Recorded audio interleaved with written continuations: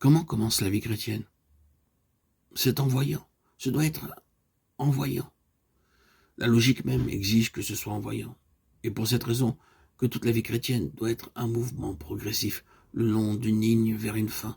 Cette ligne et cette fin sont Christ. Pour l'aveugle né dans Jean 9, ce fut le résultat.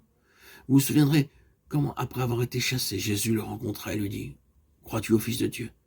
Il répondit « Et qui est-il, Seigneur, afin que je croie en lui ?» « Tu l'as vu, lui dit Jésus.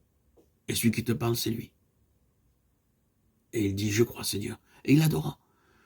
Le résultat de la vue spirituelle est de reconnaître le Seigneur Jésus. Ce sera ainsi tout le long du chemin du début à la fin. Voir gouverne la vie chrétienne. Nous pouvons dire que notre salut a été l'affaire de nous voir nous-mêmes comme pécheurs. Mais si c'était resté là, cela aurait été une pauvre perspective pour nous. Ou bien nous pouvons dire que c'est voir que Christ est mort pour les pécheurs. Cela est très bien, mais aussi ne suffit pas. Toute l'affaire se résume en ceci. Voir Jésus. Quand vous voyez réellement Jésus, que se passe-t-il? Qu'est-il arrivé à Saül de Tarse?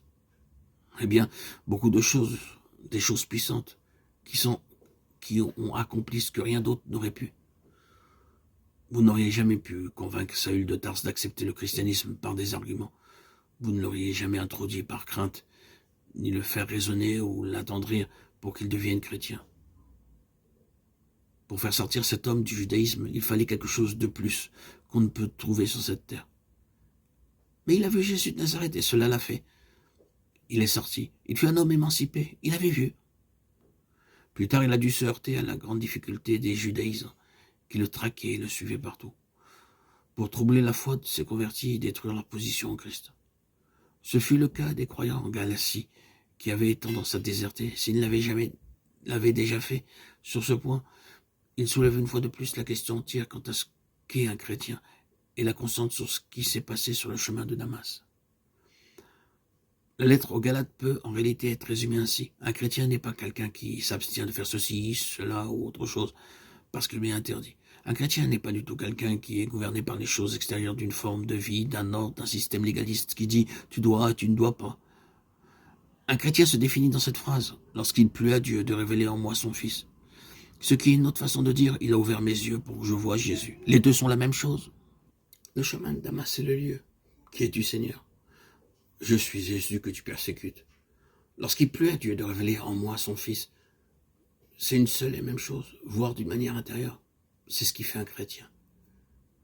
Dieu a fait briller la lumière dans nos cœurs pour faire resplendir la connaissance de la gloire de Dieu sur la face de Christ, de Corinthiens 4, 6, dans nos cœurs. Christ ainsi transmis, révélé à l'intérieur, c'est ce qui fait un chrétien. Un chrétien fera ou ne fera pas certaines choses, non pas sous l'ordre de quelques lois chrétiennes, pas plus que juives, mais conduit intérieurement par l'Esprit, par Christ dans le cœur. C'est cela qui fait un chrétien. En ceci est posé le fondement pour tout le reste jusqu'à la fin, car ce qui va arriver de manière croissante. Ainsi, le fondement doit être conformément à l'édifice. Tout cela est de même nature.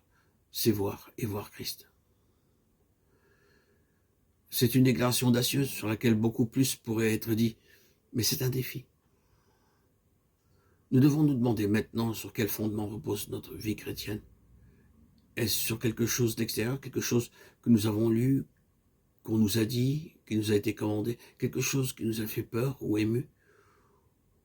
Ou est-elle basée sur ce fondement, lorsqu'il plut à Dieu de révéler en moi son Fils? Quand je l'ai vu, j'ai vu quel pécheur je suis, j'ai vu aussi quel sauveur il est.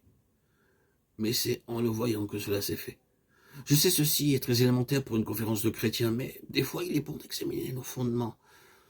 Nous ne les quittons jamais. Ce n'est pas en laissant tout cela derrière que nous atteindrons la maturité et deviendrons des gens merveilleux. Tout est une pièce. Je ne veux pas dire que nous devons rester toute notre vie dans les choses élémentaires, mais nous portons le caractère de notre fondement jusqu'à la fin. La grâce qui a posé le fondement placera la dernière pierre avec acclamation de grâce. Grâce. Tout sera la grâce de Dieu. Ouvrons nos yeux.